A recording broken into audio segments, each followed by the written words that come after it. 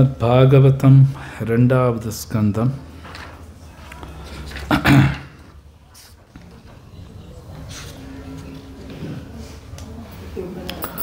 ஏழாவது அத்தியாயம் 48வது ஸ்லோகம். திருப்பி சொல்லுங்க. ஓம் நமோ பகவதே வாசுதேவாய.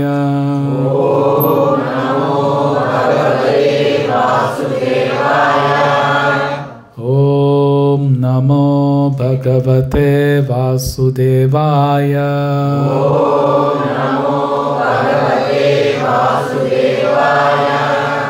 ஓம் நமோ பகவதே வாசுதேவாய.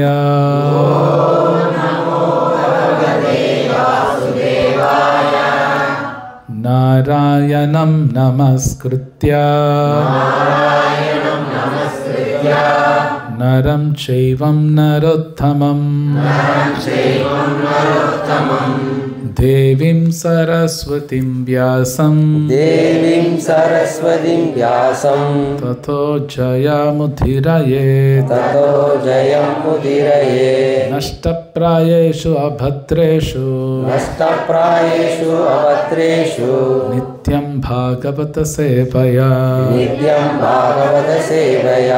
பகவதி உத்தம ஸ்லோகே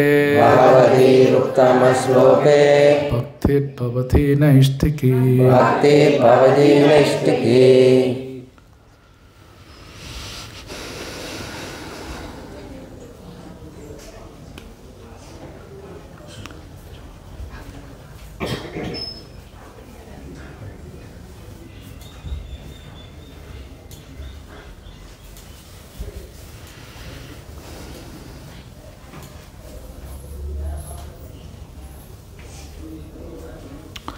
ஸோ 48வது ஸ்லோகம், ஏழாவது அத்தியாயம், 2வது ஸ்லோகம் அத்தியாயம். சத்ரியம் நியம்யயதயோ சத்ரியம் நியம்யயதயோ யமகர்த்தா ஹிதிம்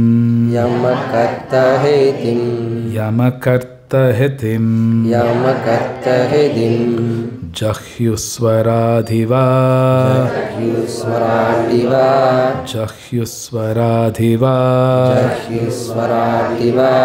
நிபானகனித்ரமிந்திரஹ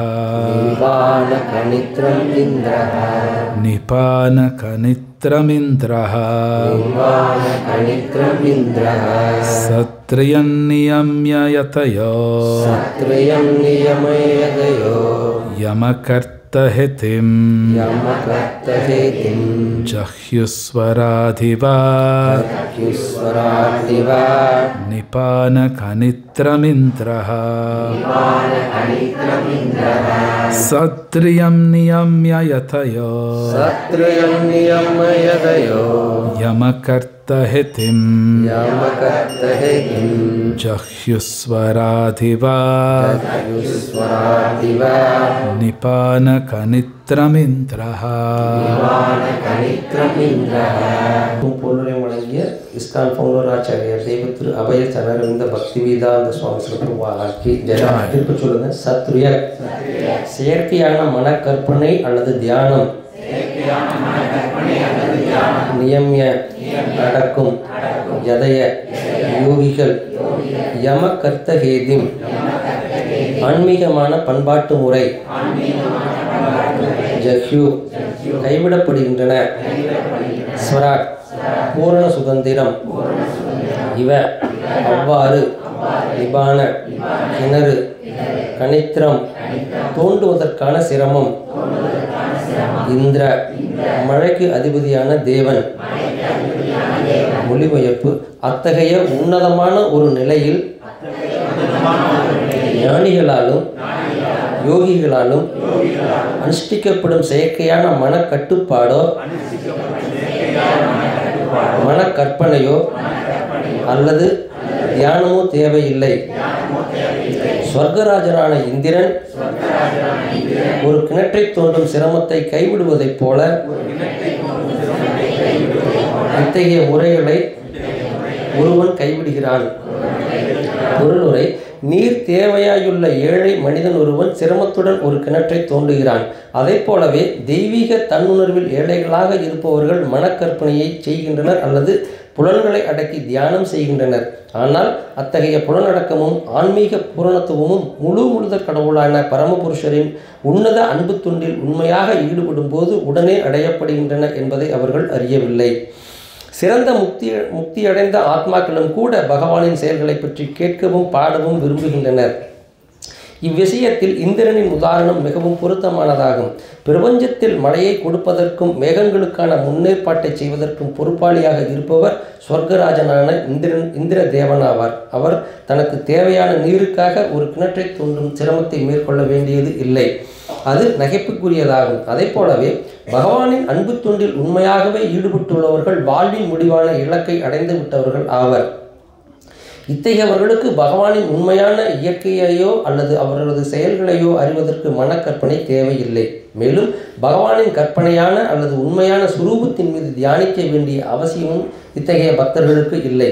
அவர்கள் நிஜமாகவே பகவானின் உன்னத அன்பு தொண்டில் ஈடுபட்டிருப்பதால் பகவானின் தூய பக்தர்கள் மனக்கற்பனை மற்றும் தியானம் ஆகியவற்றின் பலன்களை ஏற்கனவே அடைந்து விட்டவர்கள் ஆவர்.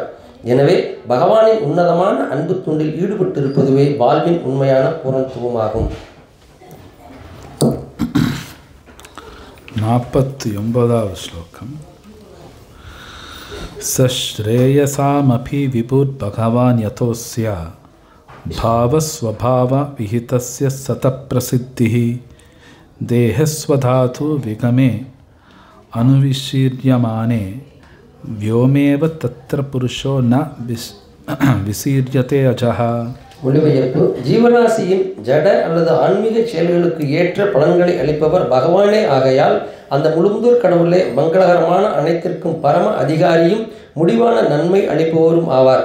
ஒவ்வொரு தனிப்பட்ட ஜீவராசியும் பிறப்பற்றவன் என்பதால் பௌதீக மூலப்பொருட்களை கொண்ட உடலின் அழிவுக்கு பிறகும் உடலில் உள்ள காற்றைப் போல் ஜீவராசி அப்படியே இருக்கின்றான். பொருளுரை: ஜீவராசி பிறப்பற்றவனும் நித்தியமானவனும் ஆவான். பகவத்கீதையில் 2வது அத்தியாயத்தின் 30வது பதத்தில் இது உறுதிப்படுத்தப்பட்டுள்ளது போல் பௌதீக மூலப்பொருட்களை கொண்ட உடல் அழிந்தாலும் ஜீவராசி அழிவதே இல்லை.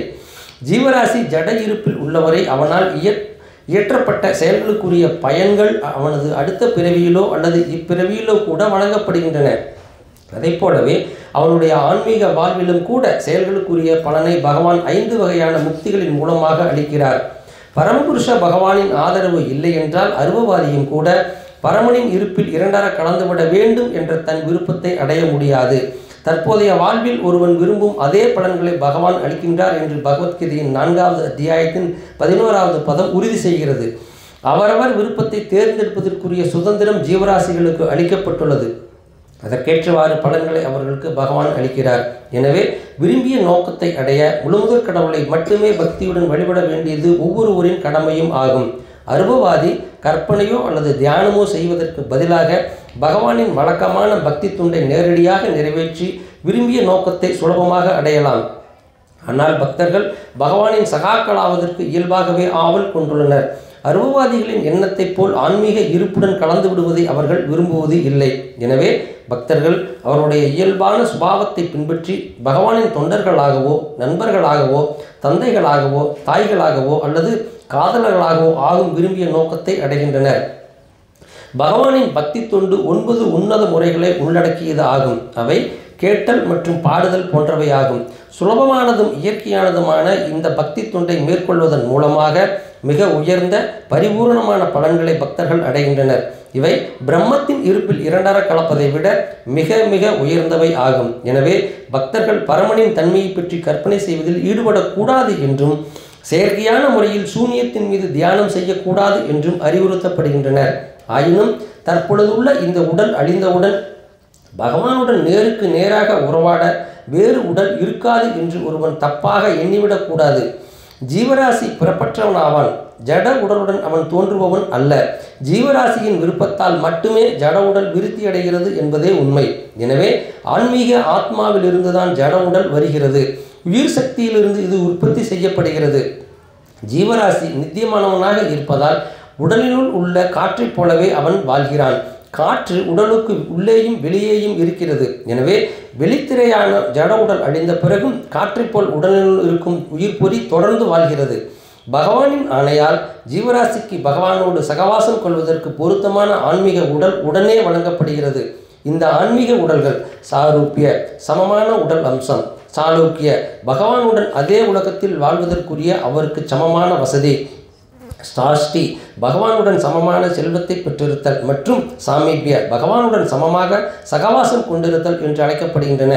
பகவானின் பக்தன் ஒருவனால் ஜட சகவாசத்தின் காரணத்தால் பக்தி தொண்டை முழுமையாக நிறைவேற்ற முடியவில்லை என்றாலும் அடுத்த பிறவியில் மற்றொரு சந்தர்ப்பம் அவனுக்கு வழங்கப்படுகிறது. அவனுக்கு ஒரு பக்தனின் குடும்பத்திலோ அல்லது செல்வந்தனின் குடும்பத்திலோ பிறப்பு வழங்கப்படுகிறது. இதனால் ஜடவாழ்வு போராட்டத்தில் ஈடுபடாமல் பக்தன் அவனுடைய வாழ்வில் தூய்மையடைய வேண்டிய மீதமுள்ள பகுதியையும் முடித்து கொள்ள முடியும். இவ்வாறாக தற்போதுள்ள உடலை கைவிட்ட பின் அவன் உடனே பகவானின் ராஜ்யத்திற்கு திரும்பிச் செல்கிறான். இது பகவத்கீதையில் உறுதி செய்யப்பட்டுள்ளது. இது சம்பந்தமாக விவரமான தகவல் ஸ்ரீல ஜீவ கோஸ்வாமி பிரபுபாதரின் பகவத் சந்தர்ப்பம் எனும் நூலில் காணப்படுகிறது. முந்தைய பதத்தில் ஏற்கனவே விளக்கப்பட்டிருப்பதை போன்று ஒரு முறை ஆன்மீக வாழ்வை அடைந்தபின் பக்தன் நிரந்தரமாக அதிலேயே நிலைவிற்று விடுகின்றான். 50வது ஸ்லோகம். சோயம் தே பிஹிதஸ்ஸாத பகவான் விஸ்வபாவனா சமாசேன ஹரேர்நான்யத் அன்யஸ்மாத் சத் அசச்சயத். மொழிபெயர்ப்பு. அருமை புதல்வனே, தோன்றியுள்ள உலகங்களை எல்லாம் படைத்தவர் பகவானே ஆவார். அவரை பற்றி இப்பொழுது நான் சுருக்கமாக விளக்கினேன். ஹரியை அல்லது பகவானை தவிர தோற்றுவிக்கப்பட்ட மற்றும் தோற்றுவிக்கப்படாத இருப்புகளுக்கு வேறெந்த காரணங்களும் இல்லை. பொருளுரை. ஜட உலகை பற்றியும் பந்தப்பட்ட ஆத்மாக்கள் அதை அடக்கியால் முயல்வதை பற்றியும் நமக்கு அனுபவம் இருக்கிறது. நிலையற்ற இவ்வுலகம் பகவானுடைய பகிரங்க சக்தியின் படைப்பு என்றும் இங்கு வாழ்வுக்காக போராடி கொண்டிருக்கும் கட்டுண்ட ஆத்மாக்கள் முழுமுதற் கடவுளான பரமபுருஷரின் நடுத்தர சக்திகள் என்றும் பிரம்மதேவர் நாரத முனிவருக்கு விளக்கி கூறினார். தோற்றுவிக்கப்பட்டுள்ள இச்செயல்களுக்கெல்லாம் சர்வ காரணங்களுக்கும் மூல காரணமாக இருக்கும் பரமபுருஷரை அல்லது ஹரியை தவிர வேறு காரணம் இல்லை. பகவான் அருவமான முறையில் பிரிந்துவிட்டார் என்பதை இது குறிக்காது. பகிரங்க மற்றும் நடுத்தர சக்திகளின் சேர்க்கையிலிருந்து அவர் விலகி இருக்கிறார். அவரது சக்திகளால் மட்டுமே அவர் எல்லா இடங்களிலும் எங்கும் பரவியிருக்கின்றார் என்பது பகவத்கீதையின் 9வது அத்தியாயத்தின் 4வது பதத்தில் உறுதி செய்யப்பட்டுள்ளது. தோற்றுவிக்கப்பட்டுள்ள அனைத்தும் அவரது சக்தியை மட்டுமே சார்ந்தவையாக உள்ளன. ஆனால் பரமபுருஷராகிய அவர் எப்பொழுதும் அனைத்திலிருந்தும் விலகியே இருக்கிறார். சக்தியும் சக்தி வாய்ந்ததும் ஒரே சமயத்தில் ஒற்றுமையையும் வேற்றுமையும் கொண்டுள்ளன. அரசாங்கத்தில் ஒரு சிறைக்கூடத்தை உண்டாக்கியதற்காக மன்னரை ஒருவன் குறை கூறக்கூடாது. அதை போலவே துன்பகரமான இவ்வுலகை படைத்ததற்காக பரமபுருஷரை ஒருவன் கண்டனம் செய்யக்கூடாது. சிறைக்கூடம் தேவையான ஒரு ஸ்தாபனமாகும். இது அரசாங்கத்தின் சட்டங்களை மீறுபவர்களுக்காக உள்ளது. அதை போலவே துன்பங்கள் நிறைந்த இந்த ஜட உலகம் பகவானால் படைக்கப்பட்ட தற்காலிகமான ஒரு ஏற்பாடாகும். இது பகவானை மறந்து பொய்யான இத்தோற்றத்தை அடக்கியால முயல்பவர்களுக்கென உள்ளதாகும். ஆனால் பகவான் வீழ்ந்த ஆத்மாக்களை தமது ராஜ்யத்திற்கு அழைத்துச் செல்ல மிகவும் ஆவலுடன் இருக்கிறார். இக்காரணத்திற்காக அவர் அதிகாரபூர்வமான சாஸ்திரங்கள், அவரது பிரதிநிதிகள் மற்றும் சொந்த அவதாரங்கள் ஆகியவற்றின் மூலமாக பந்தப்பட்ட ஆத்மாக்களுக்கு பல சந்தர்ப்பங்களை அளித்துள்ளார். அவருக்கு இந்த ஜட உலகில் நேரடியான பற்று இல்லையாகையால் அதன் சிருஷ்டிக்காக அவரை நிந்திக்க கூடாது. 51. இதம் பாகவதம் நாம யன்மே பாகவதோதிதம் சங்கிரஹோயம் விபூதீனாம் த்வமேதத் விபுலிகுரு. மொழிபெயர்ப்பு. ஓ நாரதா, பகவத் விஞ்ஞானமாகிய இந்த ஸ்ரீமத் பாகவதம் பரமபுருஷ பகவானால் என்னிடம் சுருக்கமாக பேசப்பட்டது. மேலும் இது அவரது பலவிதமான சக்திகளின் சேர்க்கையை பற்றியதாகும். தயவு செய்து நீயே இவ்விஞ்ஞானத்தை விரிவாக கூறு. பொருளுரை. பாகவதம் சுமார் ஒரு அரை டஜன் ஸ்லோகங்களில் சுருக்கமாக முழுமுதற் கடவுளால் பேசப்பட்டதும் பகவானின் சக்தி வாய்ந்த பிரதிநிதித்துவம் ஆகும். அவர் பரிபூரணமானவர். ஆதலால் பகவத் விஞ்ஞானமாகிய ஸ்ரீமத் பாகவதத்திலிருந்து அவர் வேறுபட்டவர் அல்ல. இவ்விஞ்ஞானத்தை பிரம்மதேவர் பகவானிடமிருந்து நேரடியாக பெற்றார். பின் நாரதரிடம் இதை அவர் ஒப்படைத்தார். நாரதரும் அதை ஸ்ரீல வியாசதேவரிடம் ஒப்படைத்து அதை விரிவுபடுத்தி கூறுமாறு கட்டளையிட்டார். எனவே பரமபுருஷரை பற்றிய உன்னத அறிவு பௌதீக கல்விமான்களால் ஏற்படுத்தப்பட்ட மனக்கற்பனை அல்ல. இது ஜட குணங்களின் வரம்பிற்கு அப்பாற்பட்டதும் பரிசுத்தமானதும் நித்தியமானதுமான பூரண அறிவாகும். எனவே பாகவத புராணம் உன்னதமான ஓசை வடிவில் உள்ள பகவானின் நேரடியான அவதாரமாகும். இந்த உன்னதமான அறிவை ஒருவன் சீட பரம்பரையில் வரும் பகவானின் உண்மையான பிரதிநிதியிடமிருந்து பெற வேண்டும். இச்சீட பரம்பரை பகவானிடமிருந்து பிரம்மதேவருக்கும், பிரம்மதேவரிடமிருந்து நாரதருக்கும், நாரதரிடமிருந்து வியாசருக்கும், வியாசதேவரிடமிருந்து சுகதேவ கோஸ்வாமிக்கும், சுகதேவ கோஸ்வாமியிடமிருந்து சூத கோஸ்வாமிக்குமாக கீழறங்கி வருவதாகும். வேதம் எனப்படும் மரத்தின் பழுத்த பழம் உயர்ந்ததொரு கிளையிலிருந்து திடீரென்று பூமியில் விழுந்து உடைந்து விடாதபடி ஒரு கையிலிருந்து மற்றொரு கைக்கு மாற்றப்பட்டு வருகிறது. எனவே மேலே குறிப்பிடப்பட்டுள்ளதைப் போல் பகவத் விஞ்ஞானத்தை ஒருவன் சீட பரம்பரையின் உண்மையான பிரதிநிதியிடமிருந்து செவியுற வேண்டும். இல்லையெனில் பகவத் விஞ்ஞானத்தை புரிந்து கொள்வது கடினம். ஜீவனோபாயத்திற்காக பாகவதம் கூறுபவர்கள் சபையோரின் புலன்களை திருப்திப்படுத்துவதன் மூலம் வாழ்க்கைக்குரிய பொருள்களை சம்பாதிக்கின்றனர். இவர்களிடமிருந்து பாகவதத்தை ஒருபோதும் கேட்கவே கூடாது. 52வது ஸ்லோகம். யதா ஹரோ பகவதி நிர்ணாம் பக்திர் பவிஷ்யதி சர்வாத்மனி அகிலாதாரே இது சங்கல்பிய வர்ணயா. மொழிபெயர்ப்பு. தயவு செய்து உறுதியுடனும் முழுமுதற் கடவுளான ஹரியிடம் உன்னதமான பக்தி துண்டை மனிதர்கள் விருத்தி செய்து கொள்வதற்கு சாத்தியமான முறையிலும் இந்த பகவத் விஞ்ஞானத்தை விளக்கி கூறுவாயாக. பகவான் ஹரியே அனைத்து ஜீவராசிகளிலும் பரமாத்மாவாகவும் அனைத்து சக்திகளுக்கும் மூல பிறப்பிடமாகவும் இருக்கிறார். பொருளுரை. ஸ்ரீமத் பாகவதம் பரமபுருஷ பகவானிடம் மனிதனுக்குள்ள உறவின் விஞ்ஞானபூர்வமான விளக்கமும் பக்தி தொண்டை பற்றிய தத்துவ சாஸ்திரமும் ஆகும். கலியுகத்திற்கு முன்பு பகவானையும் அவரது சக்திகளையும் அறிவதற்கு இத்தகையதொரு அறிவு நூலுக்கு அவசியம் இருக்கவில்லை. ஆனால் கலியுகம் துவங்கியதும் மனித சமூகம் படிப்படியாக 4 பாவச் செயல்களால் வசீகரிக்கப்பட்டது. அவை பெண்களுடனான தீய உறவு, போதைப்பொருள் உட்கொள்ளல், சூதாடுதல் மற்றும் தேவையற்ற மிருகவதை என்பனவாகும். இப்பாவச் செயல்களின் காரணத்தால் மனிதன் படிப்படியாக பகவானிடம் தனக்குள்ள நித்திய உறவை மறந்துவிட்டான். இதனால் வாழ்வின் முடிவான நோக்கத்தை அறிவதில் அவன் குருடனாகி விட்டான் என்று கூறலாம். மிருகங்களைப் போன்ற பொறுப்பற்ற வாழ்வை மேற்கொண்டு உண்ணுதல், உறங்குதல், உடலுறவு கொள்ளுதல் மற்றும் அஞ்சுதல் என்னும் மிருக கொள்கைகளில் மினுமினுப்பு செய்யப்பட்ட ஒரு முறையில் ஈடுபடுவது வாழ்வின் முடிவான நோக்கம் அல்ல. இத்தகைய அறியாமை இருளில் தீபச்சுடராக ஸ்ரீமத் பாகவதம் விளங்குகிறது. எனவே ஆதியிலிருந்தே அல்லது ஜட உலகின் பிறப்பிலிருந்தே பகவத் விஞ்ஞானத்தை விளக்கி கூற வேண்டியது அவசியமாக இருந்தது. ஏற்கனவே நாம் விவரித்திருப்பதைப் போல் ஸ்ரீமத் பாகவதம் மிகவும் விஞ்ஞானபூர்வமான முறையில் கொடுக்கப்பட்டுள்ளது. இதனால் இப்பெரும் விஞ்ஞானத்தை கற்கும் எந்த உண்மையான மாணவனும் கவனமாக அதை படிப்பதாலோ அல்லது ஏற்புடைய பேச்சாளரிடமிருந்து தினந்தோறும் அதை கேட்டறிவதன் மூலமாகவோ அதை அவனால் புரிந்து கொள்ள முடியும். அனைவரும் சந்தோஷமான வாழ்வுக்காக இயங்குகின்றனர். ஆனால் முழுமுதற் கடவுள் அனைத்திற்கும் ஆதி மூலமாக இருப்பதால் ஜன்மாதி அஸ்ய யதக, அவரே எல்லா இன்பங்களுக்கும் மூல ஊற்றாவார் என்ற உண்மையை குருடர்களாக உள்ள மக்கள் அறியவில்லை. பகவானிடம் நமக்குள்ள பக்தி பூர்வமான உறவால் மட்டுமே முழு ஆனந்தத்தை அடைய முடியும். மேலும் அவரது சகவாசத்தினால் மட்டுமே துன்பகரமான ஜட வாழ்விலிருந்தும் நம்மால் விடுதலை அடைய முடியும். இந்த ஜட உலக இன்பத்தை தேடிச் செல்பவர்களும் கூட ஸ்ரீமத் பாகவதம் எனும் பெரும் விஞ்ஞானத்திடம் புகலிடம் கொள்ளலாம். இதனால் முடிவில் அவர்கள் வெற்றி பெறுவார்கள். எனவே இவ்விஞ்ஞானத்தை உறுதியுடனும் நல்ல திட்டத்துடனும் அளிக்க வேண்டுமென்று நாரதர் தமது ஆன்மீக குருவால் கேட்டுக்கொள்ளப்பட்டார் அல்லது உத்தரவிடப்பட்டார். ஜீவன உபாயத்திற்காக பாகவத கொள்கைகளை பிரச்சாரம் செய்யுமாறு நாரதருக்கு அறிவுறுத்தப்படவில்லை. மத பிரச்சாரத்திற்கு சுய ஆர்வத்துடன் விஷயத்தை மிகவும் உறுதியுடன் மேற்கொள்ள வேண்டுமென்று தமது ஆன்மீக குருவால் அவர் கட்டளையிடப்பட்டார். இன்னித்து கடைசி ஸ்லோகம் 53. மாயாம் வர்ணயதோ அமுஷ்ய ஈஸ்வரஸ்யானுமோததः ஸ்ருண்வதः ஸ்ரத்தயா நித்யம் மாயாயாத்மனமஹ்யதி முஹ்யதி.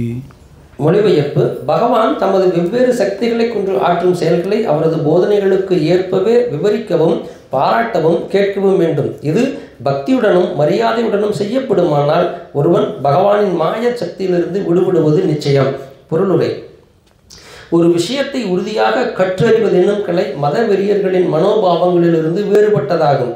மதவெறியர்கள் அல்லது முட்டாள்கள் பகிரங்க சக்தியுடன் சம்பந்தப்பட்டுள்ள பகவானின் செயல்கள் தங்களுக்கு உபயோகமற்றவை என்று கருதக்கூடும். மேலும் பகவானின் அந்தரங்க சக்தியில் பங்கேற்கும் உயர்நிலையில் இருப்பவர்கள் என்று பொய்யாக தங்களை அவர்கள் கூறிக்கொள்ளவும் கூடும். ஆனால் உண்மையில் பகிரங்க சக்தியுடனும் அந்தரங்க சக்தியுடனும் சம்பந்தப்பட்டுள்ள பகவானின் செயல்கள் சமமான நன்மை அளிப்பவையாகும். பகவானின் பகிரங்க சக்தியின் பிடியிலிருந்து முற்றிலும் விடுபடாதவர்கள் பகிரங்க சக்தியோடு சம்பந்தப்பட்டுள்ள பகவானின் செயல்களை பற்றி பக்தியுடன் தினந்தோறும் கேட்டறிய வேண்டும். ராசலீலையை போன்ற பகவானுடைய அந்தரங்க சக்தியின் செயல்களால் பொய்யாக கவரப்பட்டு அச்செயல்களை நோக்கி முட்டாள்தனமாக அவர்கள் தாண்டி குதிக்கக்கூடாது. உபயோகமற்ற பாகவத பிரசங்கிகள் பகவானின் அந்தரங்க சக்தியுடன் சம்பந்தப்பட்டுள்ள செயல்களில் மிகவும் ஆர்வம் கொண்டவர்களாக இருக்கின்றனர். பௌதீக புலனுகர்வில் மெய்மறந்துள்ள போலி பக்தர்கள் தப்பாக முக்தியடைந்த ஆத்மாக்களின் நிலைக்கு தாண்ட பார்க்கின்றனர். இதனால் அவர்கள் கீழே விழுந்து பகிரங்க சக்தியின் பிடிக்குள் பலமாக சிக்கிக் கொள்கின்றனர். பகவானின் லீலைகளை பற்றி கேட்பதென்றால் கோபியர்களுடன் அவர் நிகழ்த்திய லீலைகளை பற்றியோ அல்லது கோவர்த்தன மலையை அவர் தூக்கிய லீலையை பற்றியோ கேட்பதுதான் சரியென்று அவர்களில் சிலர் நினைக்கின்றனர். மேலும் பகவானின் அங்க விரிவுகளாகிய புருஷ அவதாரங்களின் லீலைகளுடனும் ஜட உலகங்களின் படைத்தல், காத்தல், அழித்தல் எனும் லீலைகளுடனும் தங்களுக்கு எவ்வித சம்பந்தமும் இல்லை என்று அவர்கள் நினைக்கின்றனர். உண்மையில் பகவானின் புருஷ அவதார லீலைகளை போன்ற விளக்கங்கள் பகிரங்க சக்தியின் பிடியில் சிக்குண்டு கிடப்பவர்களுக்காகவே இருக்கின்றன. ராசலீலையை போன்ற விஷயங்கள் முக்தியடைந்த ஆத்மாக்களுக்கு உரியவை, பந்தப்பட்ட ஆத்மாக்களுக்கு அல்ல. எனவே பந்தப்பட்ட ஆத்மாக்கள் பகிரங்க சக்தியுடன் சம்பந்தப்பட்டுள்ள பகவானின் லீலைகளை பயபக்தியுடன் கேட்க வேண்டும். இத்தகைய செயல்கள் முக்தியடைந்த நிலையில் ராச லீலையை பற்றி கேட்பதற்கு சமமானவையாகும். பந்தப்பட்ட ஆத்மா முக்தியடைந்த ஆத்மாக்களைப் போல் செயற்படக்கூடாது. பகவான் ஸ்ரீ சைத்தன்யர் சாதாரண மக்களுக்கு மத்தியில் ராசலீலையின் வர்ணனைகளை பற்றி ஒருபோதும் கேட்டதே இல்லை. பகவத் விஞ்ஞானமாகிய ஸ்ரீமத் பாகவதத்தில் 10வது காண்டத்தை கேட்பதற்குரிய ஆதாரத்தை முதல் 9 காண்டங்கள் தயார்படுத்துகின்றன. இவ்விஷயம் இக்காண்டத்தின் கடைசி அத்தியாயத்தில் மேலும் விளக்கப்படும். 3ஆம் காண்டத்தில் இன்னும் தெளிவாக விளக்கப்படும். எனவே பகவானின் தூய பக்தனொருவன் ஸ்ரீமத் பாகவதத்தை அதன் முதல் துவக்கத்தில் இருந்து படிக்க வேண்டும் அல்லது கேட்க வேண்டும். 10வது காண்டத்திலிருந்து அல்ல. பக்தர்கள் என்று அழைக்கப்படும் சிலர் உடனே 10வது காண்டத்திற்கு செல்லுமாறு சில தடவைகள் நம்மை கேட்டுக்கொண்டனர். ஆனால் அத்தகைய ஒரு செயலிலிருந்து நாம் விலகியே இருந்தோம். ஏனெனில் ஸ்ரீமத் பாகவதத்தை பகவத் விஞ்ஞானமாக அளிக்க நாம் விரும்புகிறோம். பந்தப்பட்ட ஆத்மாக்களுக்கு சிற்றின்ப ஆசையை ஏற்படுத்துவதற்காக அல்ல. இது ஸ்ரீ பிரம்மா போன்ற பெரும் அதிகாரிகளால் தடை செய்யப்பட்டுள்ளது. ஸ்ரீமத் பாகவதத்தை ஒரு விஞ்ஞான பூர்வமான நூலாக கருதி அதை படிப்பதாலும் கேட்பதாலும் புலன் இன்பத்தை அடிப்படையாக கொண்ட மாய சக்தியிலிருந்து பந்தப்பட்ட ஆத்மாக்கள் விடுபட்டபின் உன்னத அறிவின் உயர்ந்த நிலைக்கு படிப்படியாக உயர்த்தப்படுவார்கள். ஸ்ரீமத் பாகவதம் 2ஆம் கண்டத்தின் குறித்த காலத்தில் தோன்றும் அவதாரங்களும் அவர்களின் குறிப்பிட்ட கடமைகளும் எனும் தலைப்பை கொண்ட 7ஆம் அத்தியாயத்திற்கான பக்தி வேதாந்த பொருளறிகள் இவ்வாறு நிறைவேறுகின்றன.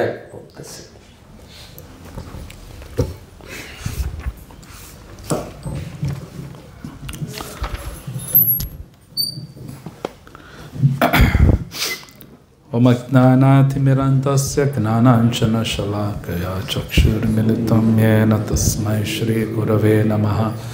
श्रीचैतन्यमनोभीष्टं स्थापितं येन भूतले स्वयं रूपकदा मह्यं ददाति स्वप्रदान्तिकं. वन्देऽहं श्रीगुरु श्रीयुतापदकमलं श्रीगुरुन् वैष्णवां च श्रीरूपं साग्रजातं सहगणरघुनाथान्वितं तं सजीवं साद्वैतं सावधूतं परिजनसहितं कृष्णचैतन्यदेवं श्रीराधाकृष्णपादं ललिता श्रीविशाखावतां च. हे कृष्णकरुणा सिन्धो दीनबन्धो जगत्पते गोपेश गोपिका कान्त राधाकान्त नमस्तुते. तप्तकाञ्चन गौराङ्गी राधे वृन्दावनेश्वरी वृषभानुसुते देवी प्रणमामि हरिप्रिये. वाञ्छाकल्पतरुभ्यश्च कृपा सिन्धुभ्येव च पतितानां पावनेभ्यो वैष्णवेभ्यो नमो नमः. नमो विष्णुपादाय कृष्णपृष्ठाय भूतले श्रीमते भक्तिवेदान्तस्वामिनिति नामिने. नमस्ते सारस्वती देवे गौरवाणी प्रचारिणे निर्विशेष शून्यवादी शतारिणे. जय श्री कृष्ण चैतन्य प्रभु नित्यानंद श्री अद्वैत गदाधर श्रीवासादि गौरभक्तवृंद। हरे कृष्णा कृष्णा कृष्णा हरे हरे, हरे राम राम राम हरे हरे।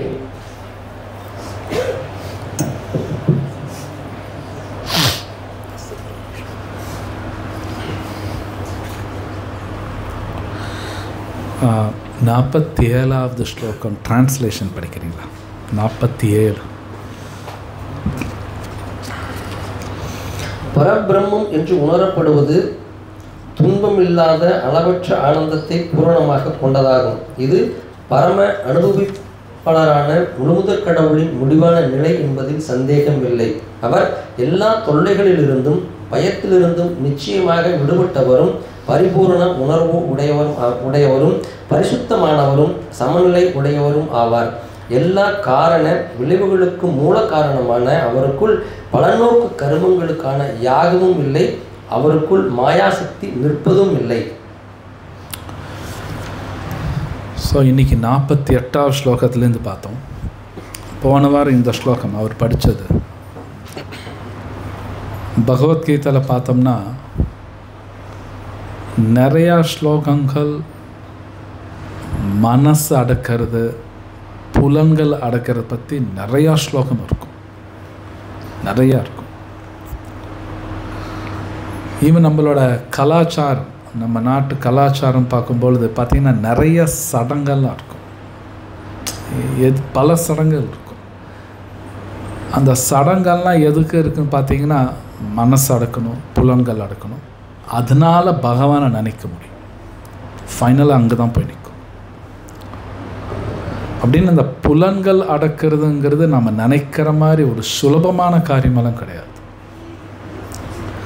ஸோ பிரம்மாவே சொல்கிறார், யார் ஒருத்தர் பகவான் கிருஷ்ணரை உணர முடியறதோ அவங்க செயற்கையாக புலன்கள் கட்டுப்படணும்னு அவசியம் கிடையாது. ஆக்சுவலி நாமெல்லாம் செயற்கையாகவும் கட்டுப்படுத்துவோம், இல்லைன்னு சொல்ல முடியாது. உதாரணத்துக்கு சம்டைம்ஸ் ரோட்டில் போகும்போது ஒரு போண்டா கடையிலேருந்து வாசம் வருதுன்னு வைங்க, சம்டைம்ஸ் சாப்பிடணும் கூட தோணலாம், சான்ஸ் இருக்குது. பட் இருந்தாலும் நம்ம சாப்பிட மாட்டோம். செயற்கையாக நான் வேண்டாம், இது சாப்பிடக்கூடாது. ஆனால் தூய பக்தர்களுக்கு அது தோண கூட தோணாது. அந்த வாசம் அவங்களை டிஸ்டர்பே பண்ணாது. பட் மேபி ஆரம்ப நிலையில் ஐயோ சாப்பிடணும் போல் இருக்கே அப்படின்னு தோணலாம். பட் இருந்தாலும் வாலண்டியராக கட்டுப்படுத்திக்கலாம். ஸோ இங்கே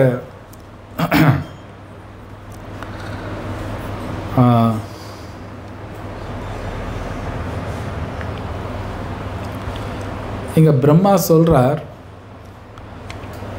நாரதட்ட, அந்த பகவான் கிருஷ்ணர் பற்றி நீங்கள் மற்றவங்க சொல்லி கொடுக்கணும் அப்படிங்கிறார். பிரம்மா நாரதட்ட சொல்கிறார். அது இல்லாமல் அடுத்த ஸ்லோகத்தில் பாருங்கள், ஐ திங்க் 49 அந்த டிரான்ஸ்லேஷனில் கூட ரொம்ப அழகாக சொல்கிறார். ஒரு மனிதனோட செயல்கள், அது ஆன்மீகமோ இல்லை பௌதீகமோ, ரிசல்ட் கிருஷ்ணர் கொடுக்குறார் அப்படின்னு அவரே சொல்கிறார். அது பகவான் கொடுக்குறார். அதில் ஒன்று சொல்கிறார், உடல் அழிஞ்ச பின் ஆத்மா இருந்துக்கிட்டே தான் இருக்கும். இது ஏன் ரொம்ப முக்கியமான பாயிண்ட் அப்படின்னா, இன்றைக்கி கலியுகத்தில் பொதுவாக மக்கள் அடுத்த ஜென்மம் ஒன்று இருக்குன்னே திங்க் பண்ண மாட்டேங்கிறாங்க. அது ரொம்ப முக்கியம். அந்த ஒரு ஞாபகம் இருந்தால் மட்டும்தான் ஒழுங்காக இருக்க பார்ப்பாங்க. இந்த அடுத்த ஜென்மம் ஒன்று கிடையாது, இல்லை ஆத்மா பற்றின அறிவு இல்லைன்னா கண்டிப்பாக அவங்க தப்பான வழியில் தான் போகக்கூடிய வாய்ப்பு இருக்குது. கண்டிப்பாக. உதாரணத்துக்கு வண்டி ஓட்டும் பொழுது ஒழுங்காக ஓட்டணும், லைசன்ஸ் வச்சுக்கணும். இந்த ஞாபகம் எப்போ வரும்னா, ஒழுங்காக ஓட்டில் லைசன்ஸ் இல்லைனா பிடிச்சிக்குவான் அவன். அது ஞாபகம் இருந்தால் தான் எல்லாமே எடுப்பாங்க. லைசன்ஸ் எடுக்கணும், கரெக்டாக போகணும். அந்த பயம் இல்லைன்னா தப்பு தப்பாக பண்ணுவாங்க, தப்பாக ஓட்டலாம்.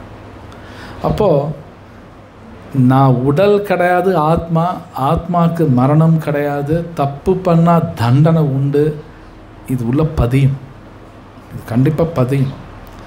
ஆனால் கலியுகத்தில் பொதுவாக பல மக்களுக்கு அந்த சிந்தனை இருக்காது. பொதுவாக புத்தர் சொன்னது தான் பல பேருக்கு இன்றைக்கி பிடிக்கிறது, ரொம்ப ஃபேமஸ். காரணம், அவர் சொல்கிறார், உடல் அழிஞ்சு பின் நல்லா அழிஞ்சிடும், ஒன்றும் கிடையாது, சூன்யவாதம். சூன்யவாதம் பல பேருக்கு பிடிக்கும். ஏன்னா ஒன்றும் இல்லை, இறந்துட்டா ஒன்றும் இல்லை, அப்புறம் எது கவலை, ஜாலியாக வாழ, எப்படி வேணாலும் வாழலாம், இது எல்லாருக்கும் பிடிக்கும். ஆனால் அது உண்மை கிடையாது, உண்மை கிடையாது. அது இங்கே பிரம்மா சொல்கிறார், உடல் அழியும், ஆத்மா அழியாது, கிருஷ்ணரும் சொல்கிறார். அப்போ நான் செய்யக்கூடிய செயலுக்கு தண்டனை உண்டு. இது புரிஞ்சுக்க ரொம்ப கஷ்டமே கிடையாது, கொஞ்சம் காமன் சென்ஸ் யூஸ் பண்ணாலே புரியும். அது சில பிரபுபாத் பார்த்தீங்கன்னா அவரோட பொருளே ரொம்ப கொடுக்குறார். இந்த ஆத்மா பற்றியும் பகவானை பற்றின விஷயங்கள் ரொம்ப அழகாக கொடுக்குறாங்க. சங்கத்தில் தான் கற்றுக்க முடியும். பக்தரோட சங்கம் வெரி இம்பார்ட்டண்ட். இந்த பக்தரோட சங்கத்தில் எல்லாமே கற்றுக்க முடியும், தனியாக நம்ம கற்றுக்க முடியாது. இன்றைக்கி நம்ம ஏன் எல்லாத்தையும் இங்கே சென்டருக்கு வர சொல்கிறோம் அப்படின்னா, அவங்க சென்டருக்கு வந்தால் தான் கௌர்னித்தாய் பார்ப்பாங்க. கௌர்னித்தாய் ரொம்ப அழகாக இருக்காங்க, அவங்கள பார்க்கணும், அவங்கள பூஜை பண்ணுறதை பார்க்கணும், சில பிரபுபாத் ஆச்சாரியர் பூஜை பண்ணுறதை பார்க்கணும், அதில் பார்ட்டிசிபேட் பண்ணணும், கீர்த்தன் பண்ணும்போது நல்லா கேட்குறோம், பிரசாதம் எடுக்கிறோம். இது எல்லாம் பண்ணத்தான் நம்ம முன்னேற முடியுமோ தவிர, இந்த சங்கத்துக்குள்ளே வராமல் தனியாக நம்ம முன்னேற முடியாது. இட்ஸ் இம்பாசிபிள், அது முடியவே முடியாது. அதேமா நீங்கள் 2 வருஷம் முன்னாடி கோவிட் எல்லாருக்கும் தெரியும். கோவிட்டில் என்ன ஆச்சுன்னா எல்லாம் அவங்கவுங்க வீட்டிலே உட்காந்து படிச்சுக்குங்க அப்படின்னு ஸ்கூலெல்லாம் பண்ணாங்க. உங்களுக்கு தெரியும் அவங்க எப்படி படித்தாங்க, படித்தவனுக்கு தெரியும் அவன் எப்படி படித்தான், அவங்களுக்கும் தெரியும். உண்மையிலே ஸ்கூலுக்கு போனால் தான் ஒழுங்காக படித்தோமா, இல்லை வீட்டில் உட்காந்து ஒழுங்காக படித்தோமா? ஸ்கூலுக்கு போகும்போது அந்த சங்கத்தில் இருக்கும்போது ஆட்டோமேட்டிக்காக பண்ணிவிடுவான், அது ஆட்டோமேட்டிக்காக நடக்கும். அந்த சங்கம் வேணும். தனியாக நான் உட்காந்து படிக்கணும்னா படிக்க முடியாது. சித்தாந்த ரீதியாக பேசலாம் அப்படின்னா தியரட்டிக்கல், தமிழில் சித்தாந்தம்னா புரியுதுல, தியரட்டிக்கலாக பேசலாம். இல்லை ஒரு மனுஷன் இங்கேனாலும் உட்காந்து படிக்க முடியும், மனசு அடக்குனா படிக்க முடியும், அடக்கணுமே, அங்கே தானே விஷயம் வருது. மனசை கட்டுப்படுத்திட்டா எங்கேனாலும் உட்கார முடியும், முதல்ல நடக்கணும்ல, அது நடக்காது. இல்லைன்னா கிருஷ்ணா பகவத்கீதையில் பல ஸ்லோகங்கள் இருக்குது, இந்த புலன்கள் அடக்கணும், மனசு அடக்கணும், சத்வா ரஜா தமோ குணா. ஏன் இதெல்லாம் பேசணும்?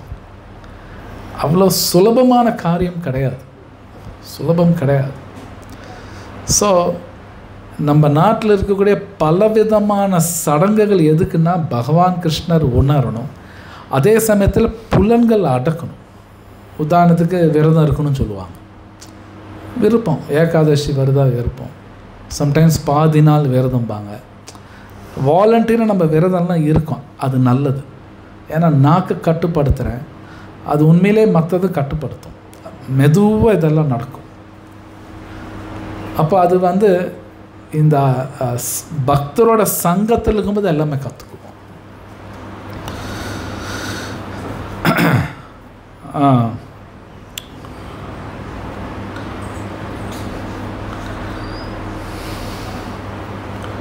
நான் 50வது ஸ்லோகத்தில் பார்த்தீங்கன்னா ரொம்ப முக்கியமான ஒரு விஷயம் சொல்கிறார்.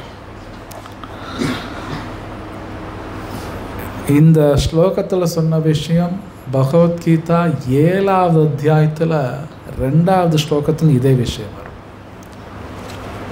பகவான் கிருஷ்ணர் பற்றி நம்ம தெரிஞ்சுக்கும் பொழுது நமக்கு கண்ணுக்கு தெரிகிற உலகங்கள், கண்ணுக்கு தெரியாத விஷயங்கள் இல்லை உலகங்கள் பற்றி கூட நம்ம புரிஞ்சுக்குவோம். நம்ம கண்ணுக்கு நிறைய விஷயம் தெரியாது, ஆனால் இருக்கும், அது கூட நம்ம புரிய ஆரம்பிச்சிடும், புரியும். உதாரணத்துக்கு ஆத்மா நான் நேரடியாக பார்க்காம இருக்கலாம், உணர முடியாமல் இருக்கலாம், ஆனால் பகவான் பற்றி கேட்கும்போது அதுவும் புரிய ஆரம்பிச்சோம். இது பகவான் அனுகிரகத்தில் புரியும். இது ரொம்ப ரொம்ப முக்கியமான ஒரு பாயிண்ட். ஏன்னா பகவத்கீதையில் 7வது அத்தியாயத்தில் கிருஷ்ணர் பார்த்தீங்கன்னா பூமிரப்போ நலோ வாயு கம் மனோ புத்திரேவச்சா ஒரு ஸ்லோகம் பேசுகிறார். பஞ்சபூதங்கள் 5, அப்புறம் மனசு புத்தி அகங்காரம் 8. கிருஷ்ணர் சொல்கிறார் இது 8 என்னோட சக்திங்கிறார். அது வந்து பகிரங்க சக்தின்னு சொல்லுவாங்க. அப்படின்னா தமிழ் என்ன கொடுக்குறாங்க? பகிரங்க சக்தினா வெளிப்படையான சக்தி. அதே மாதிரி அந்தரங்க சக்தி அப்படின்னா என்ன? உள்ளுக்குள்ள 2 சக்தி இருக்குது. பிரபுபாத் ரொம்ப ஸ்ட்ரெஸ் பண்ணி எழுதுகிறார். இன்றைக்கி உலகத்தில் நிறையா பேர் வந்து நேரடியாக பகவானோட அந்தரங்க சக்தி பற்றி புரிஞ்சுக்க பார்க்குறாங்க.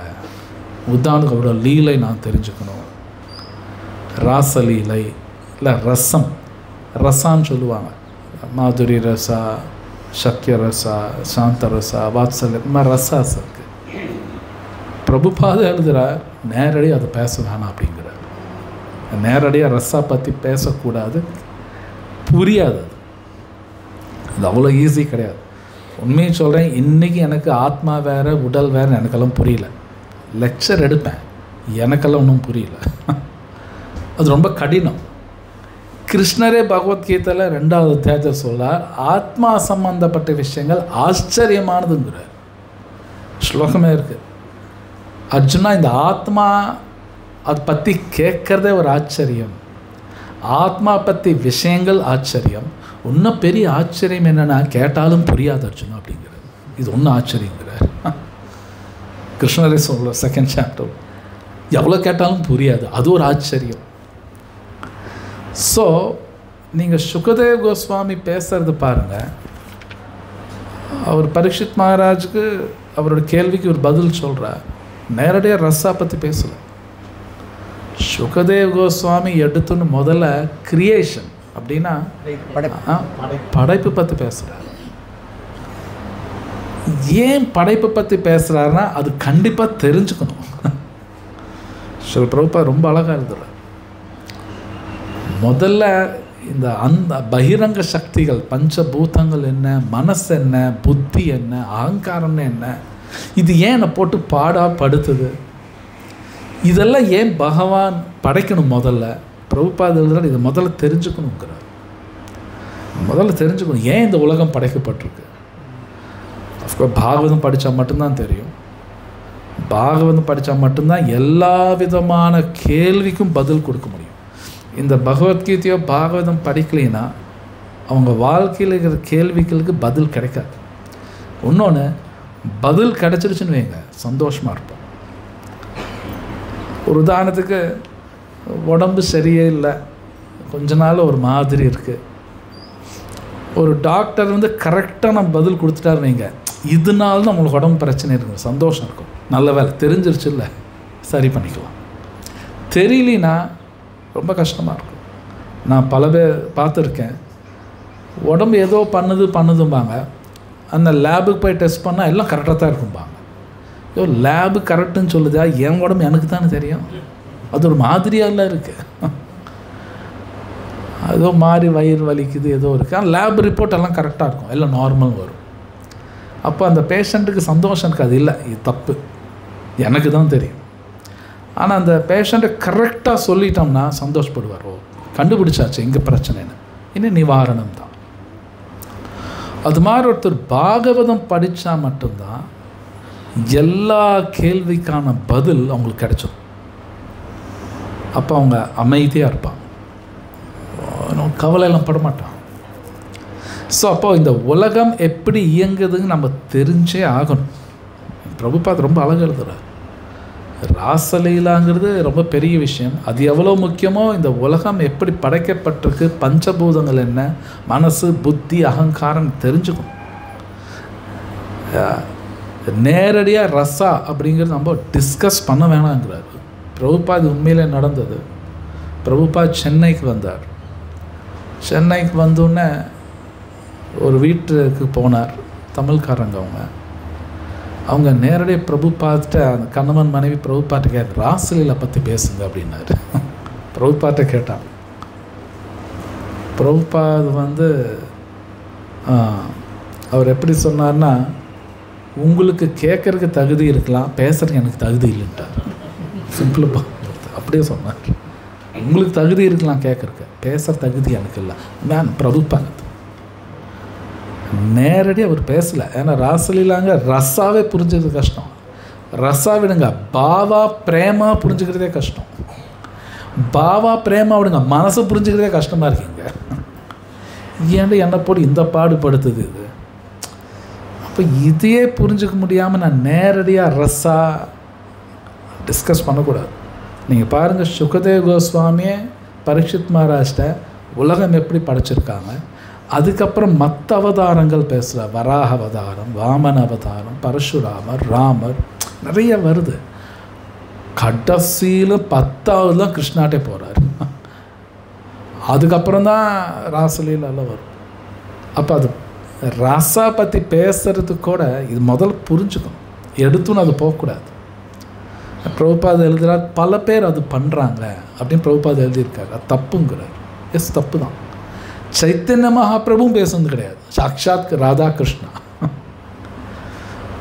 ஸோ 7வது அத்தியாயத்தில் கிருஷ்ணா ஐ திங்க் 2nd ஸ்லோக்காவில் வரும், இந்த அறிவு தெரிஞ்சுக்கிட்டா உனக்கு எல்லாமே தெரிய ஆரம்பிச்சோன்னு வச்சுன்னா, இங்கிலீஷில் ஃபினாமினல் அண்ட் நவ்மினல் அப்படிம்பாங்க, தமிழில் எனக்கு தெரியல. இந்த 50வது ஸ்லோகத்தில் அப்புறம் டிரான்ஸ்லேஷன் படிக்கிறீங்களா? அருமை புதல்வனே, தோன்றியுள்ள உலகங்களை எல்லாம் படைத்தவர் பகவானே ஆவார். அவரை பற்றி இப்பொழுது நான் சுருக்கமாக விளக்கினேன். ஹரியை அல்லது பகவானை தவிர தோற்றுவிக்கப்பட்ட மற்றும் தோற்றுவிக்கப்படாத இருப்புகளுக்கு வேறெந்த காரணங்களும் இல்லை.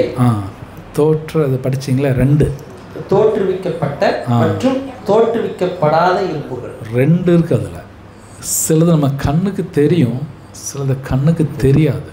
கிருஷ்ணா சொல்ல இந்த 2 விதமான விஷயங்கள் அறிவு நான் கொடுக்குறேங்கிறார். ஸோ பல யூனிவர்ஸெல்லாம் இருக்குது, பிரபஞ்சங்கள் பலது இருக்குது, கண்ணுக்கு தெரியாது. அந்த இன்ஃபர்மேஷன் நான் கொடுக்குறேன். கண்ணுக்கு தெரியக்கூடியது, கண்ணுக்கு தெரியாது, எல்லா இன்ஃபர்மேஷன் கொடுக்குறேன். ஸோ இது உண்மை. ஒருத்தர் பாகவதம் ஒழுங்காக படிக்கும் பொழுது அவங்க மனசுக்குள்ளே இருக்கக்கூடிய கேள்விக்கு எல்லாருக்கும் பதில் கிடைக்கும். அமைதியாக இருப்பான். அவங்க உட்காந்து முன்னாடி சொன்னபடி புலம்புறதோ ஏதோ வாழ்க்கையில் தொலைச்சிட்டேன் அப்படின்னு நினைக்கிறதோ அதெல்லாம் இருக்காது. பலதோடு நீங்கள் கேட்டிருக்கலாம், இந்த உலகத்தில் தொலைக்கிறதுல ஒன்று எதுவும் கிடையாது, இதெல்லாம் நானாக கற்பனை, எனக்கு மட்டும் கஷ்டம் வருது, இது ஒரு கற்பனை தான். ஆத்மாவுக்கு கஷ்டமே வராது. ஆத்மாவுக்கு கஷ்டம்னே ஒன்று வராது. ஆனால் எனக்கு கஷ்டம் வருதுன்னு நான் நினைக்கிறேன்னா அதே தப்பு. இது புரிஞ்சுக்கிறதே கஷ்டமாக இருக்குது. இதனால எனக்கு கஷ்டமே வராதுங்கிறாங்க, ஆனால் ஃபீல் பண்ணுறனே, அந்த கேள்வி வருது. இது எல்லாத்துக்கும் பதில் பாகவதத்தில் இருக்குது. 11வது ஸ்கந்தத்தில் உத்தவ் கீதாவில் கிருஷ்ணர் பேசுகிறார், வருது. ஸோ நானாக நினச்சிக்கிறேன் எனக்கு மட்டும் கஷ்டம் வருது, எல்லோரும் என்னை அட்டாக் பண்ணுறாங்க, நம்மளை மதிக்கிறது இல்லை, இது ஒரு கற்பனை தான். எல்லாமே ஒரு கற்பனை, இது உண்மை கிடையாது. நான் ரொம்ப ஏன்னா நான் ஒரு ஏழை, எனக்கு அறிவு கம்மி, இதுவும் அகங்காரம் தான். நான் பணக்காரன், அறிவாளி, அதுவும் அகங்காரம் தான். 2 அகங்காரம் தான். எல்லாமே அகங்காரம். நான் ஏழைன்னு நினச்சாலும் அகங்காரம். எனக்கு அழகு இல்லை, நாங்களாம் சாதாரண ஆட்கள், அது ஒரு அகங்காரம் தான். எல்லாம் அகங்காரம். ஸோ எல்லாம் மனக்கற்பனையில் வரும். அதனால தான் பிரம்மாவே சொல்கிறார் நாரதட்ட, இந்த பாகவதம் நீங்கள் எக்ஸ்பிளைன் பண்ணுங்கள். பிரபுபாத் கொடுக்குறார். ஏன்னா இனி வரப்போகிற அத்தியாயத்திலெல்லாம் பகவான் கிருஷ்ணர் நேரடியாக பிரம்மாட்ட பாகவதம் பேசுகிறார். நேரடியாக அவர் தான் ஃபஸ்ட்டு பேசுகிறார், அப்புறம் பிரம்மா நாரதட்ட பேசுகிறார். ஸோ அப்போ இந்த பாகவத புராணம்ங்கிறது யார் ஒருத்தர் தினமும் படிக்கிறாங்களோ அவங்களுக்கு தான் அபத்ரேஷு, நான் படிக்கிறேன், நஷ்டப்பிராயேஷு அபத்ரேஷு நித்தியம் பாகவத சேவையா. நித்தியமாக பாகவதம் படிக்கணும் ஹரிநாமத்தை சொல்கிறவங்க தான் நஷ்டப்பிராயேஷு அபத்ரேஷு. அபத்ரானா கண்டாமினேஷன், கலங்கங்கள், தேவையில்லாதது. அந்த ஸ்லோகம் பாருங்கள், நஷ்டப்பிராயேஷு அபத்ரேஷு, இந்த கலங்கங்கள் நஷ்ட போயிடுங்கிறார். அதுக்கு நஷ்டம் வருமா அப்படின்னு என்ன இங்கே உள்ளே இருக்காது. இந்த கலங்கங்கள் போனால் நஷ்டம் ஆகிடும், அதுக்கு நஷ்டம் அது இருக்காது. ஸோ இந்த பாகவதம் படிக்கிறது ரொம்ப முக்கியம். இந்த பாகவத்தில் இருக்கிற இன்ஃபர்மேஷன் தான் ஆத்மாவுக்கு ரொம்ப ஒரு சூத்திங், ஸ்பெசிஃபிகேஷன். பேசிஃபைனா ஒரு அமைதி கொடுக்கும். ஆத்மாவுக்கு இந்த பாகவதம் கிடைச்சா தான் அமைதி இருக்கும். ஏன்னா இந்த பாகவதம்க்கு நேரடியாக பகவான் பேசியிருக்கார், பக்தரில் பேசியிருக்காங்க. ரொம்ப அற்புதமான விஷயம். இதில் இருக்கிற மாதிரி இதில் இல்லாத விஷயம் ஒன்று கிடையாது. இன்னைக்கு உலகத்தில் என்னென்னமோ நடக்குது. சில பேர் இந்த பாகவதம் படிக்காதனால இந்த உலகத்தில் நடக்கிற விஷயம்லாம் பார்த்துட்டு கடவுள் இல்லைன்னு கூட பேசுகிறாங்க. ஒன்று புரிஞ்சுக்கணும், கடவுள் இருக்கிறதுனால தான் இது நடக்குது. அது அவங்க புரியல. உதாரணத்துக்கு தெரியும், லாஸ் ஏஞ்சல்ஸில் உங்களுக்கு தெரியும், இன்னும் தீ எரிஞ்சிட்ருக்கு. எந்த மனுஷன் அப்படி பண்ண முடியாது, கடவுள்னால தான் அது பண்ண முடியும். எரிஞ்சுக்கிட்டே இருக்கு, யாராலையும் அவிக்க முடியல. சரியாக பார்த்தோம்னா கடவுள் இருக்கான்னு புரிஞ்சுக்கலாம். யாரால் இப்படி பண்ண முடியாது, பகவானால் மட்டும்தான் இப்படி பண்ண முடியும். ஸோ இது பாகவதம் படித்தா தான் புரியும். மொத்த கம்ப்ளீட்டாக கிருஷ்ணர் பகவத்கீதையில் சொல்கிற மயத்யக்ஷேன பிரகிருதி 9வது அத்தியாயத்தில் வருது. அந்த அத்தியாயத்தில் பல ஸ்லோகங்கள் இருக்குது. அர்ஜுனர்கிட்ட சொல்கிறார், நம்மக்கிட்ட சொல்கிறார், மொத்தம் என் கண்ட்ரோலில் தான் இருக்குங்கிறார் கிருஷ்ணா. ஆனால் நாம் ஜென்ரலாக நம்ம கண்ட்ரோலில் இருக்குன்னு நம்ம நினைக்கிறோம். நம்ம கண்ட்ரோலில் எதுவும் கிடையாது. நம்ம கண்ட்ரோலில் ஒன்று தான் இருக்குது, ஹரே கிருஷ்ணா சொல்லாமா வேண்டாமா, அவ்வளோதான். வேறு எதுவும் நம்ம கண்ட்ரோலில் கிடையாது. பகவத்கீதை படிக்கலாமா வேண்டாமா என் கண்ட்ரோலில் இருக்குது. அது கூட கஷ்டம்தான். ஏன்னா படிக்கணும்னா கண்ணு தெரியணுமே, கண்ணு தெரியும். கண்ணு போயிடுச்சுன்னு வைங்க, படிக்க முடியாது. ஒரு படிக்கணும்னு நினச்சாலும் படிக்க முடியாது. ஹரிநாமத்தை சொல்லாமா வேண்டாமா மட்டும்தான் எனக்கு கண்ட்ரோல் இருக்குது. அதனால தான் கீர்த்தனாதேவ கிருஷ்ணஸ்யாங்க, கிருஷ்ண கீர்த்தனை பண்ணிக்கோ, அது ஒன்று தான் உன் கையில் இருக்குது. வேறு எதுவுமே நம்ம கையில் கிடையாது. கிருஷ்ணா கிளியராக சொல்கிறார், என்னோட கண்ட்ரோலில் நடக்குதுங்கிறார்.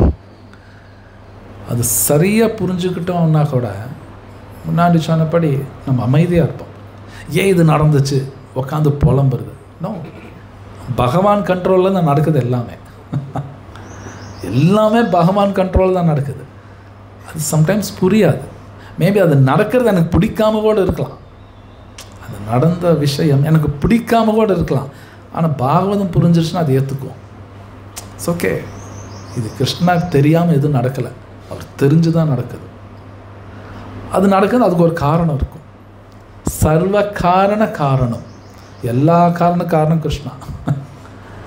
ஸோ அந்த சர்வ காரணம் புரிஞ்சுக்கணும்னு கிருஷ்ணரே பகவத்கீதை சொல்கிறார்.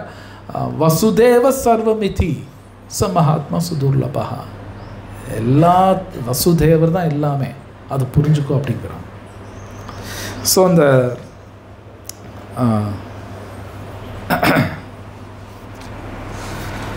இந்த லாஸ்ட் 53ஆம் ஸ்லோகத்தில் பிரம்மா சொல்கிறார் ரொம்ப அழகா, யார் ஒருத்தர் இந்த பாகவதம் இது நல்லா படித்து புரிஞ்சுக்கிறாங்களோ அவங்க அந்த மாயா சக்தியிலேருந்து வெளியே வந்துடுவாங்க அப்படின்னு கிருஷ்ணரே பிரம்மா சொல்கிறார். அந்த 53 படிக்கிறீங்களா டிரான்ஸ்லேஷன்?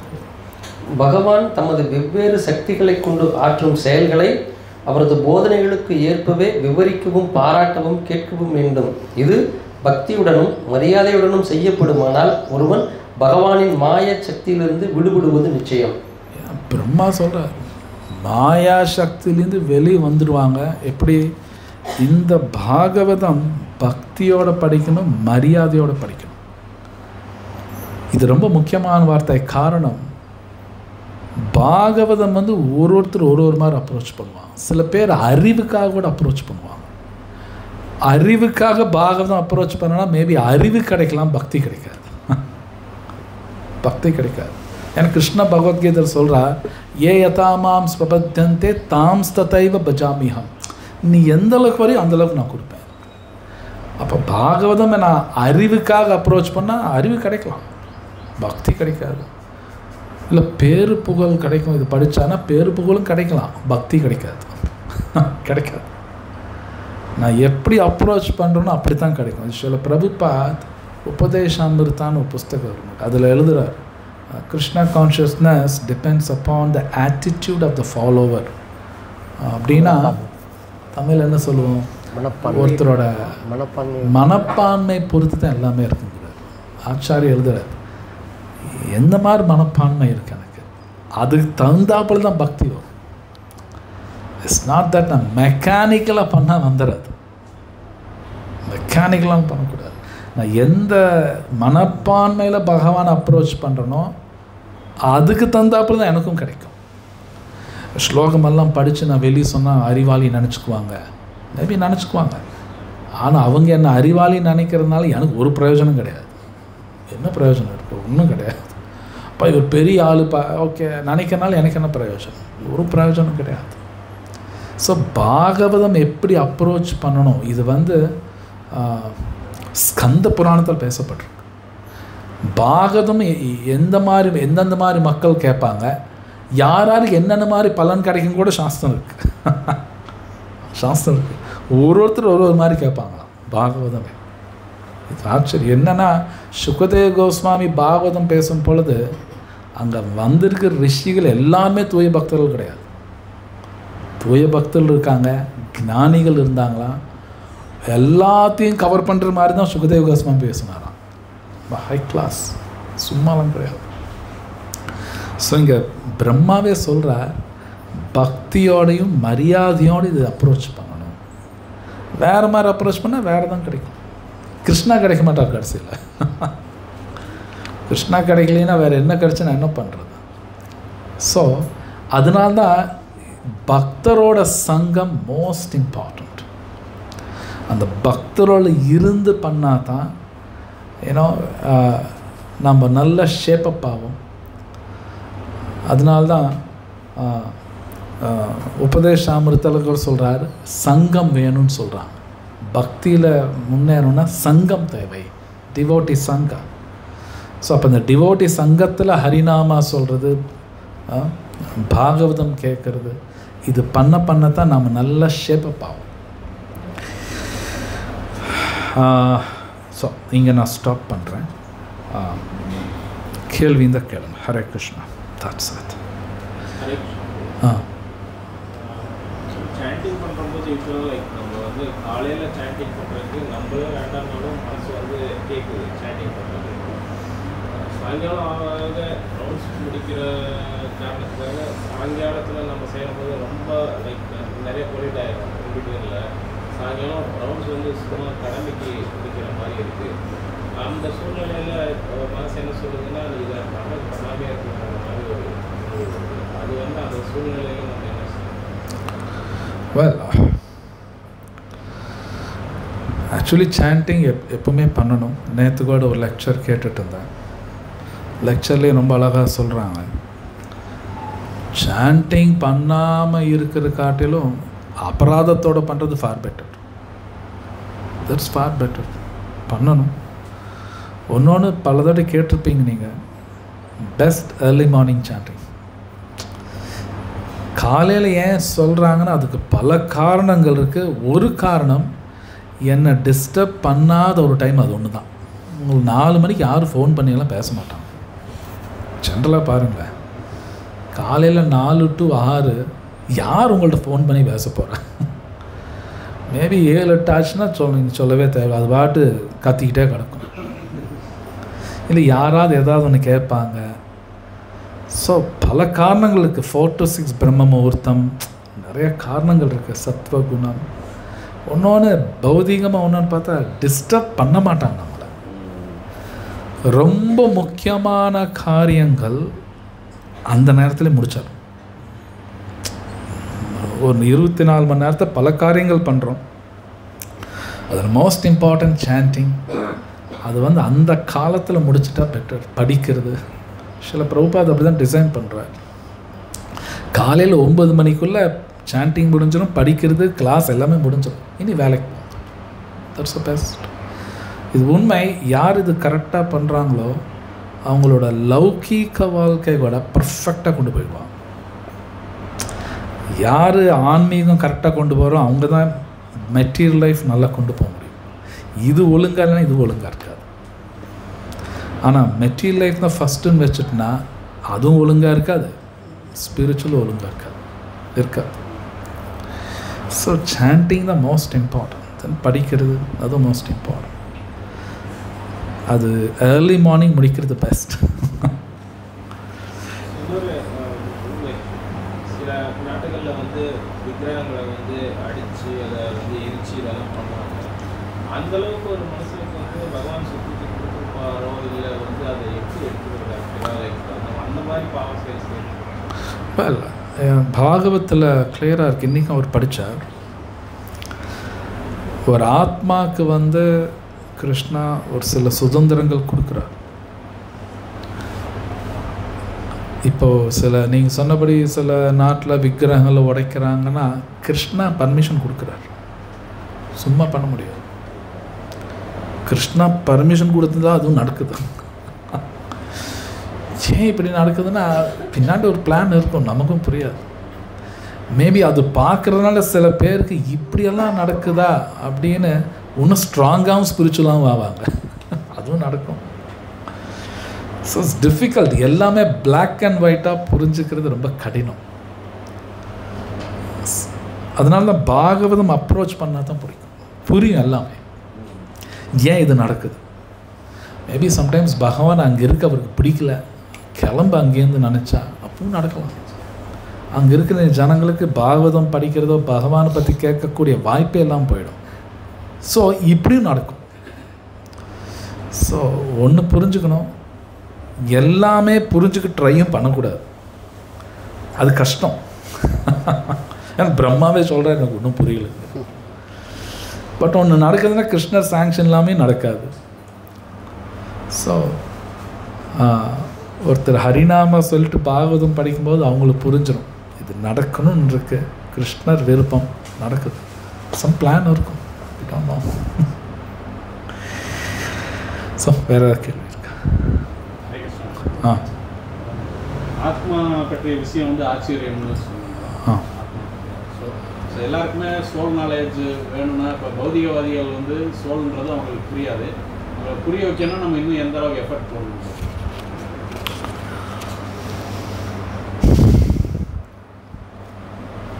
நான் எந்த அளவுக்கு பகவான்கிட்ட பக்தி பண்ணுறேனோ அந்த அளவுக்கு தான் என்னால் புரிய வைக்க முடியும்.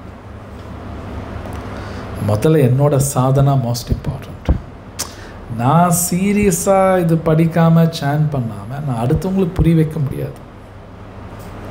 that's impossible. முதல்ல எனக்கு நல்ல புரியுதான் பார்க்கணும், அப்போ தான் அவங்களோட பேச முடியும். சும்மா வந்து அவங்களெல்லாம் புரிய வைக்கிறதெல்லாம் அவ்வளோ ஈஸி இல்லை. பாகவதம் நல்லா படிக்கணும், நான் ப்ராக்டிஸ் பண்ணணும். நான் ப்ராக்டிஸ் பண்ணாமல் அவங்களுக்கு புரிய வைக்க முடியாது. அதெல்லாம் இம்பாசிபிள். ஒன்று இருக்குது, பாகவத்தில் இருக்குது.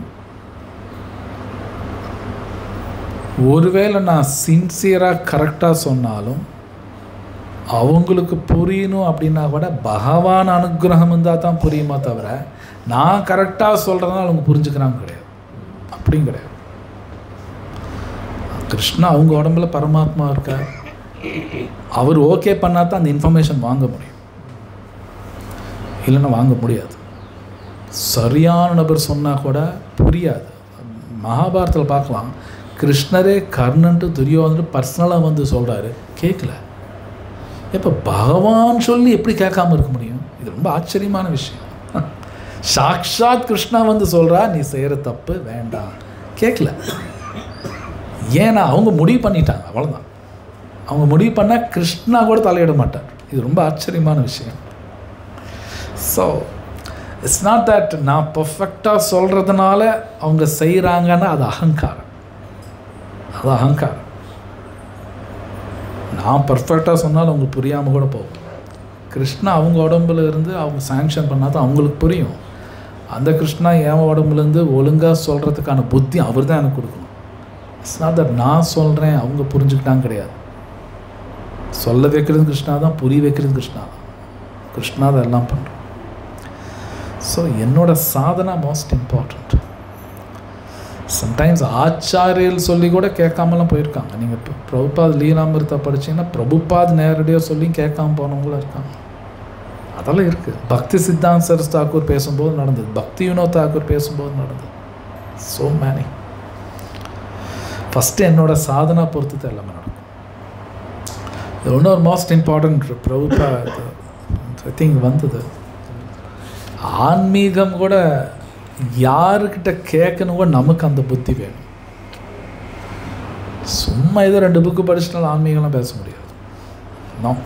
அவங்களுக்கு தகுதி இருக்கணும். பிரபுபாத் எழுதுகிறார், படித்தவர், ப்ரொஃபஷ்னல் ரிசைட்டர்ஸுங்கிறார். அப்படின்னா காசுக்காக பாகவதம் இன்னும் பேசுறது அது இந்த உலகத்தில் நடக்குது, இல்லைன்னு சொல்ல முடியாது. காசு கொடுத்தா நான் அவங்கள்ட்ட பாகவதம் பேசுவேன், அவங்கள்ட்ட போய் கேட்காதீங்கிறார். கேட்கக்கூடாது. ஆக்சுவலி அவங்களுக்கும் பாகவதம் தெரியாது. ஸோ இது ரொம்ப சீக்ரெட். பகவான் விஷயங்கள் எல்லாமே சீக்ரெட் தான். அது கிருஷ்ணா பகவத்கீதையில் சொல்கிறார். அது பக்தி பண்ணால் தான் அந்த சீக்ரெட் வரும். ஸோ வேற கேள்வி. பிரபு சொன்னார் விக்கிரகங்கள் வந்து சில நாட்டில். இப்போ பங்களாதேஷில் ஒரு இஷ்யூஸ் போயிட்டுருக்கு. இந்த கோசாலையெல்லாம் ஒரு 2-3 months முன்னாடி அந்த இஷ்யூ போச்சு. இஸ்லாமியர்கள் வந்து கோசாலை அடிச்சு அது கூட பகவானோட செயல் தானே? எஸ், கண்டிப்பாக. எல்லாமே எனிதிங் எது நடந்தாலும் கிருஷ்ணாவுக்கு தெரியாமல் நடக்காது. கிருஷ்ணாவுக்கு தெரியாமல் எதுவும் நடக்காது. எல்லாம் கிருஷ்ணா பிளான் இருக்குது. மேபி அந்த மாடு அந்த ஆத்மா மேபி அது முன் ஜென்மத்தில் என்ன பண்ணிச்சோம் யாருக்கு தெரியும். சும்மா எதுவும் நடக்காது. பிரபுபாத் சொல்ல நத்திங் ஹேப்பன்ஸ் பை சான்ஸ். சும்மா எதுவும் நடக்காது. எல்லாத்துக்கும் ஒரு காரணம் இருக்குது. எல்லாத்துக்கும் ஒரு காரணம் இருக்கும். ஸோ அது மேபி இங்கே சொல்லியிருக்கிற மாதிரி ஒருத்தர் பாகவதம் பக்தியோட ரெஸ்பெக்டோடு படிக்கும்போது மாயா சக்திலேருந்து வெளியே வருவாங்கன்னு பிரம்மா சொல்கிறார். நடக்கும், நமக்கு புரியும். ஸோ வேறு ஏதாவது கேள்வி இருக்கா? வேறு கொஷன்?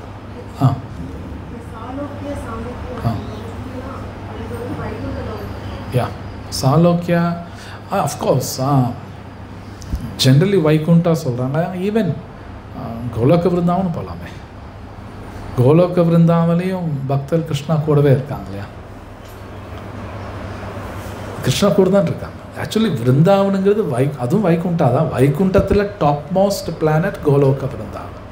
எல்லாமே ஜென்ரலாக வைகுண்டான்னு சொல்லுவாங்க. அதில் டாப் மோஸ்ட் கோலோக விருந்தாவன். அவங்களோட பக்திக்கு தகுந்தாப்பில் அந்தந்த இடத்துக்கு போவாங்க. ஆமாம். எனவே அது இட்ஸ் பிக் டாபிக். அது என்னால் கண்டிப்பாக இவங்க இப்படி தான் போவாங்க அப்படி தான் போவாங்க எனக்கு சொல்ல முடியாது, எனக்கும் தெரியாது. அது ஜென்ரல் இன்ஃபர்மேஷன். அது பிரேமாக்கு அப்புறம் ரசா வந்ததுக்கப்புறம் தெரியும் அதெல்லாம். ஸோ வேறு எதாவது இருக்கலாம்? வேறு கொஷன்ஸ்?